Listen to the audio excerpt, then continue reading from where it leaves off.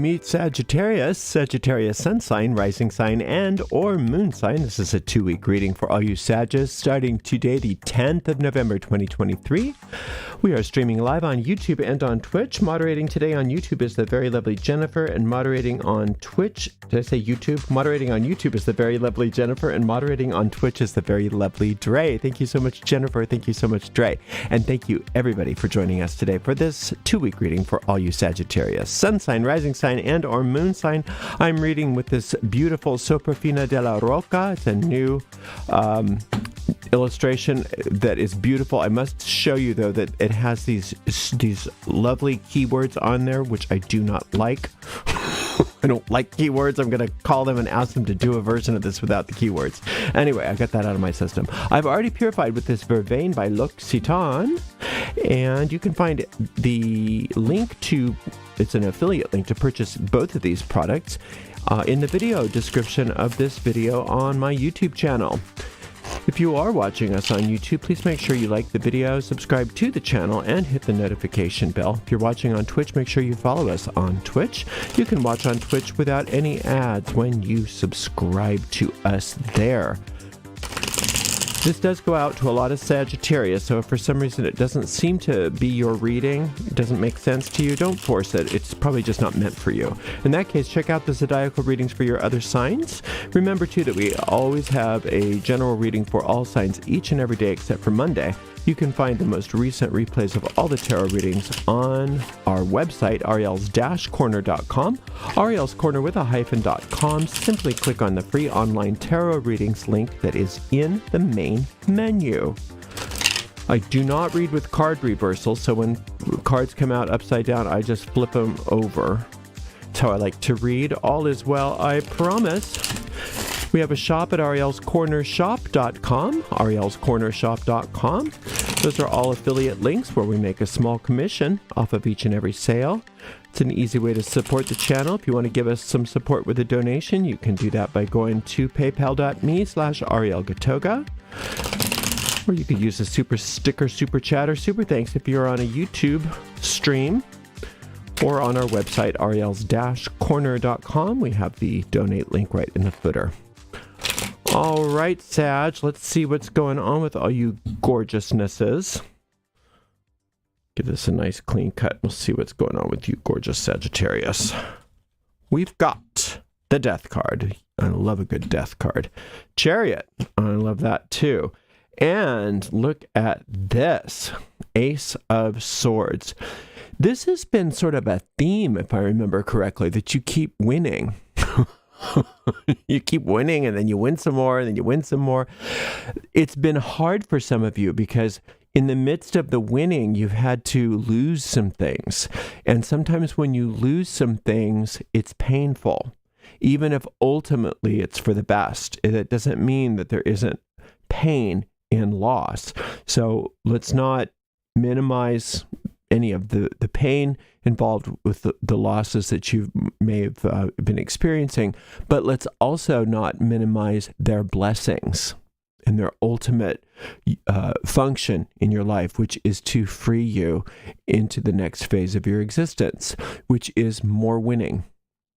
This winning energy of the Chariot is unsurpassed, and especially when it's combined with this Ace of Swords.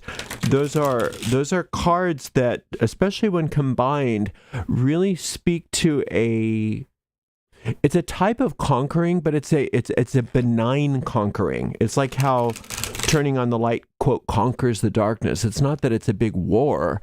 It's just that it knows its power, and it's no longer threatened by anybody else. It no longer feels threatened. It no longer feels like it's dangerous to express itself, and that's you. You're no longer feeling endangered by expressing the truth of who you are and showing your full light, because every time you do that, yes, sometimes there is pain. Sometimes there is pain when you show up in your full power, because people may not always like that. People may push up against that, but you get to a point where that is very it's not the motivating factor, is whether or not there's going to be problems it's more about what is my ultimate goal here. And my ultimate goal is going to be, so different for all of you. But whatever my ultimate goal is, if it's empowered and motivated by my connection to my soul, then I know that I'm here to do certain things and to accomplish certain things.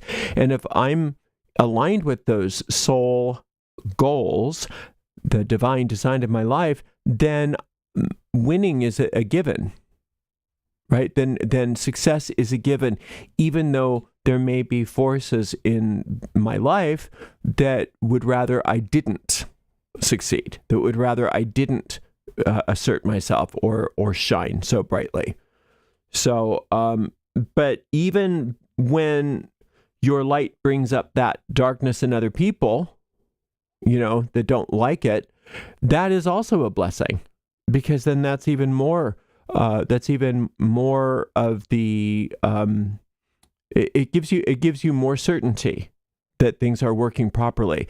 And it also helps you to refine your relationships and understand what you can trust and what you can't trust, and who you can trust and who you can't trust. So you don't want to, and I don't think there's really a danger of this, but I like to just say it anyway.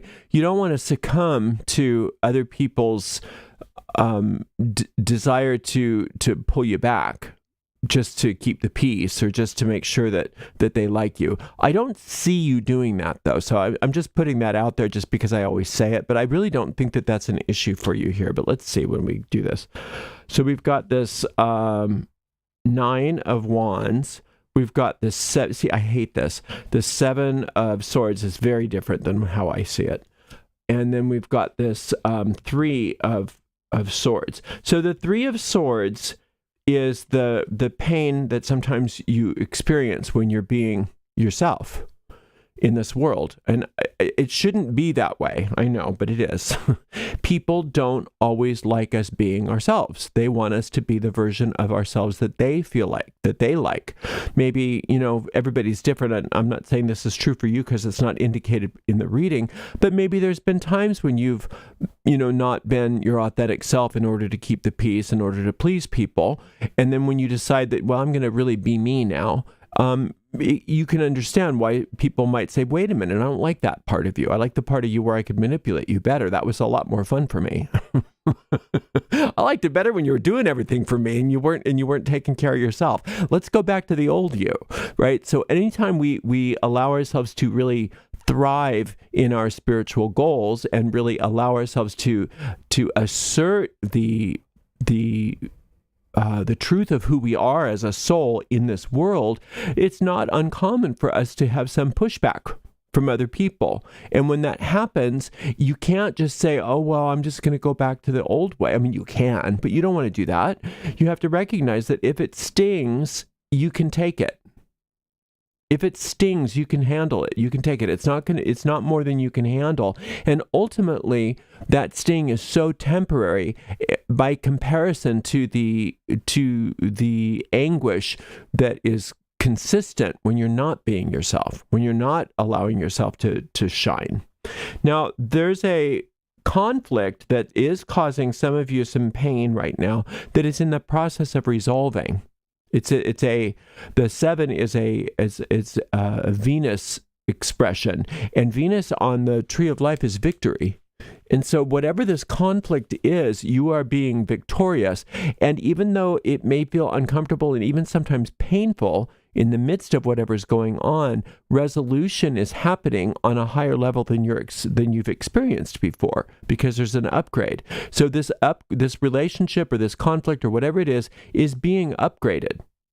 Now, sometimes in a relationship, when it's being upgraded, that means the two of you eventually separate because, it's completed its function. The relationship has done what it was here to do. And now, since it's such a success, it's time to part ways. And that happens sometimes.